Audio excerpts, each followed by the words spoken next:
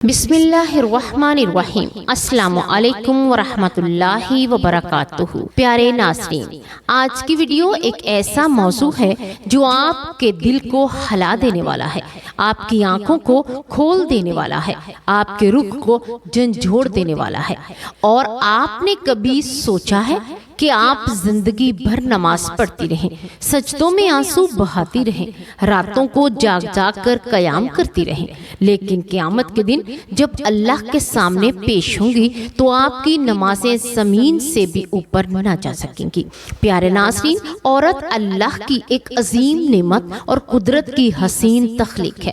لفظ عورت کے لغوی معنی ہے پردے میں رکھی جانے والی چیز، اور اسلام نے عورت کو اس مفہوم کے مطابق عزت و عظمت عطا کی ہے۔ عورت محض ایک جسم یا فیشن و زیب زینت کا نام نہیں، بلکہ وہ رشتہ ہے جو خاندان اور معاشرے کی بنیاد کو مضبوط کرتا ہے۔ وہ ماں ہے جس کے قدموں کے نیچے جنت رکھی گئی ہے، وہ بیٹی ہے جس کے والدین کے لیے رحمت قرار دیا گیا، اور وہ بہن ہے جو بھائی کے لیے عزت و وقار کا ذریعہ ہے، وہ بیوی ہے جو شوہر کے لیے سکون قلب ہے اور راحت زندگی ہے۔ قرآن پاک میں اللہ تعالیٰ نے عورت کو نہ صرف انسانیت کی بقا کا ذریعہ بنایا ہے بلکہ اسے کرامت اور تکریم کے اعلیٰ درجے پر بھی فائز کیا۔ عورت کا وجود محبت، احسار اور قربانی کی علامت ہے۔ ایک نیک اور صالحہ عورت اپنے گھر کو جنت کا گہوارہ بنا دیتی ہے۔ وہ اپنی اولاد کی بہترین تربیت کر کے آنے والی نسلوں کو سنوار دیتی ہے۔ وہ ماں ہے تو اپنی ممتا سے دنیا کو امن دیتی ہے، وہ بہن ہے تو بھائی کے لیے غیرت کا استعارہ ہے، اور اگر وہ بیوی ہے تو گھر کی روشنی اور سکون ہے۔ اسلام نے عورت کو محض ایک صنف نازک نہیں بلکہ ایک دین و دنیا دونوں کے لیے لحاظ سے ایک عظیم مقام عطا کیا ہے۔ اللہ تعالیٰ کو کیسی عورت پسند ہے؟ اللہ کو وہ عورت پسند ہے جو تقوی اختیار کرے، حیا کو اپنی اصل زینت بنائے اور اپنی عبادت و بندگی میں مخلص ہو۔ قرآن کریم میں فرمایا گیا، بے شک اللہ کے نزدیک سب سے زیادہ عزت والا وہ ہے جو سب سے زیادہ پرہیزگار ہے۔ یعنی عورت کی اصل عزت و وقار اس کے لباس، سونے چاندی یا فیشن میں نہیں بلکہ اس کے تقوی اور پرہیزگاری میں ہے۔ رسول اکرم صلی اللہ علیہ وآلہ وسلم نے فرمایا، دنیا ایک سامان ہے اور دنیا کا سب سے بہترین سامان نیک عورت ہے۔ اس حدیث میں واضح ہوتا ہے کہ اللہ کے نزدیک سب سے قیمتی عورت وہ ہے جو نیک اور صالحہ ہو، جو اپنے شوہر کی خیر خواہ ہو، جو اپنے گھر کو سنبھالے اور اپنی اولاد کی دینی تربیت کرے۔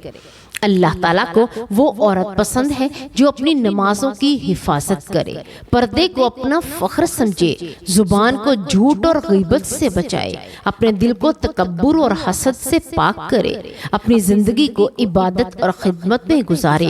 عورت کی اصل خوبصورتی میک اپ یا زیورات یا دنیاوی زیبائش میں نہیں بلکہ اس کی حیا، وفا اور پاکیزگی میں ہے۔ جب عورت اپنے وجود کو اللہ کے حکموں کے مطابق ڈھال دیتی ہے تو وہ اللہ کے نزدیک فرشتوں سے بھی زیادہ محبوب ہو جاتی ہے۔ یوں کہا جا سکتا ہے کہ عورت حقیقت میں معاشرے کی بنیاد ہے۔ اس کی نیکی سے خاندان سنورتا ہے اور اس کی برائی سے نسلیں تباہ ہو جاتی ہیں۔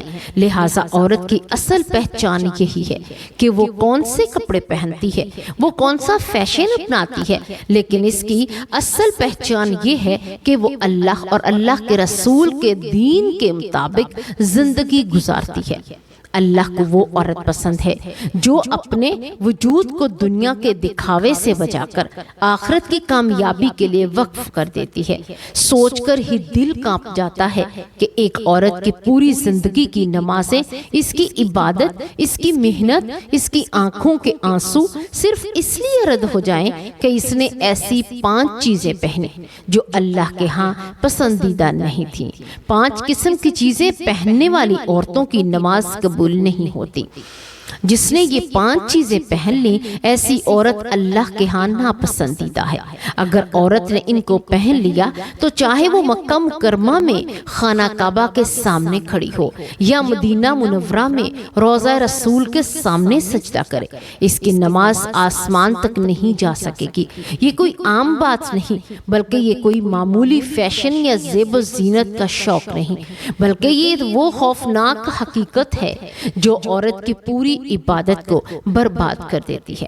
پیارے ناظرین، ذرا غور کیجئے، نماز وہ عبادت ہے جو اللہ نے سب سے پہلے فرض کی، جو قیامت کے دن سب سے پہلے دیکھی جائے گی۔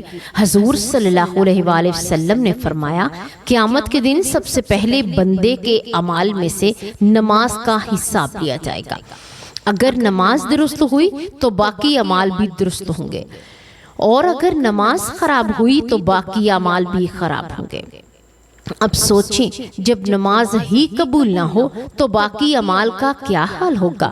اگر عورت صرف اپنے زیب و زینت کے شوق میں ایسی چیزیں پہن لے جس کے بارے میں حدیث میں سخت وعید آئی ہے تو اس کی نمازیں ضائع ہو جائیں گی۔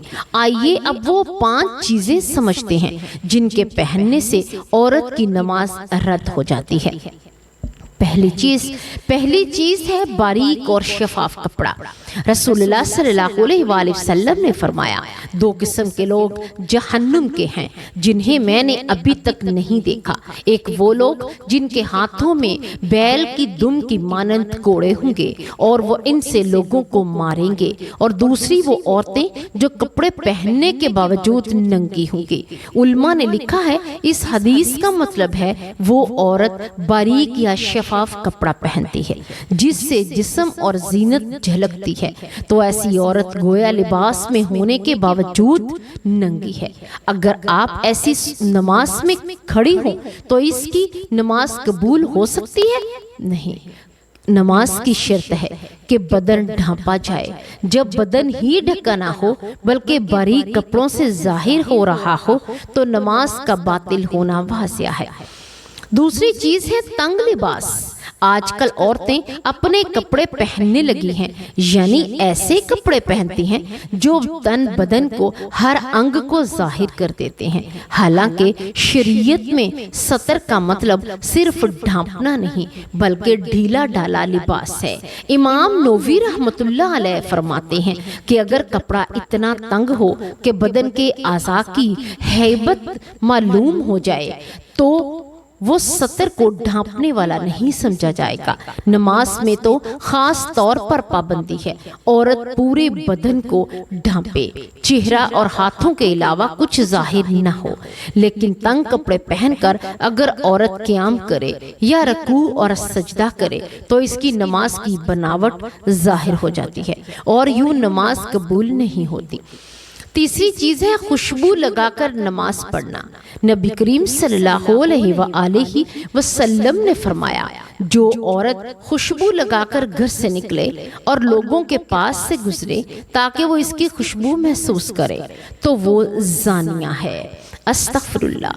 اب اگر عورت نماز پڑھنے کے لیے خوشبو لگا کر کھڑی ہوئی تو گویا وہ اللہ کے سامنے ایسی حالت میں حاضر ہو رہی ہے جو ممنوع ہے۔ علماء نے لکھا ہے کہ عورت کے لیے خوشبو لگانا صرف شوہر کے لیے جائز ہے، غیر مردوں کے سامنے یا اس حالت میں کسی خوشبو عام ہو جائے یہ ناجائز ہے، اور کوئی بھی عمل ناجائز ہو تو وہ عبادت کو برباد کر دیتا ہے۔ چوتھی چیز ہے مصنوعی بال یا وگ پہننا۔ نبی کریم صلی اللہ علیہ وآلہ وسلم نے فرمایا، اللہ نے لعنت فرمائی ہے ان عورتوں پر جو بال لگواتی ہیں اور جو بال لگاتی ہیں۔ آج کل خواتین اپنے بالوں میں مصنوعی بال یا وگ لگا کر نماز پڑھتی ہیں، یہ اللہ کی لعنت کردہ عمل میں شمار ہے۔ اب سوچیں، جس عمل میں اللہ ہی نے لعنت کی ہو، اگر عورت ایسی حالت میں نماز میں کھڑی ہو تو کیا وہ نماز اللہ کے ہاں قبول ہوگی؟ نماز قبول تو تب ہو جب اللہ راضی ہو، اور جب کوئی ایسی چیز پہنی جائے تو وہ اللہ کے غضب کو کھینچ لائے تو نماز رد ہو جاتی ہے۔ پانچویں چیز ہے سونے اور چاندی کے زیورات یا مردوں کے لباس کی مشابہت۔ رسول اللہ صلی اللہ علیہ وآلہ وسلم نے فرمایا اللہ کی لعنت ہے ان عورتوں پر جو مردوں کی مشابہت اختیار کریں اور ان مردوں پر جو عورتوں کی مشابہت اختیار کریں۔ اب اگر عورت ایسا لباس پہن لے جو مردوں کا سا ہو یا ایسے زیورات پہنے جن کی نمائش اور تکبر مقصد ہو تو ایسی حالت میں نماز قبول نہیں ہوتی۔ علماء نے لکھا ہے نماز میں عاجزی اور انکساری ضروری ہے، اور جب عورت تکبر اور فخر کی علامت پہنے کھڑی ہو تو وہ عاجزی کہاں باقی رہتی ہے۔ محترم ناظرین، یہ 5 چیزیں وہ ہیں جو عورت کی پوری عبادت کو ضائع کر دیتے ہیں۔ سوچ کر ہی لرزہ طاری ہو جاتا ہے اگر ایک عورت اپنی زندگی کی ساری نمازیں پڑھ لے لیکن ان 5 چیزوں سے کوئی ایک بھی پہن کر نماز پڑھ لے تو قیامت کے دن اس کی محنت ضائع ہو جائے گی۔ اس لیے رسول اللہ صلی اللہ علیہ وآلہ وسلم نے فرمایا جس نے ایسا لباس پہنا جو شہرت کا لباس ہے اللہ تعالیٰ قیامت کے دن اسے ذلت کا لباس پہنائے گا۔ یہ دنیا فانی ہے، یہ زیب و زینت عارضی ہے، لیکن نماز ہمیشہ کی نجات ہے۔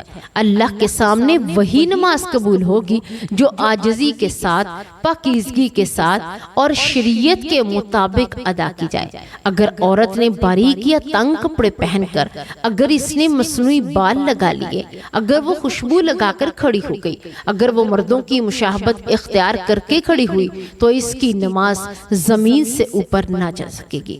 اے میری پیاری بہنوں، ذرا سوچو اگر تم نے اپنی جوانی زیب و زینت میں گزار دی اور نمازوں کو برباد کر دیا تو وہ بڑھاپے میں جب قیامت قریب ہو جائے گی کیا فائدہ ہوگا؟ ابھی وقت ہے اپنی نمازوں کو سنبھالو، اپنے لباس کو درست کرو اور ان چیزوں سے بچو جو زندگی چند دن کے لیے لیکن آخرت ہمیشہ کے لیے ہے۔ اللہ ہم سب کو اپنی پسندیدہ زندگی گزارنے کی توفیق عطا فرمائے اور ہمیں ان آفتوں سے بچائے اور ہماری نمازوں کو قبول فرمائے۔ آمین یا رب العالمین۔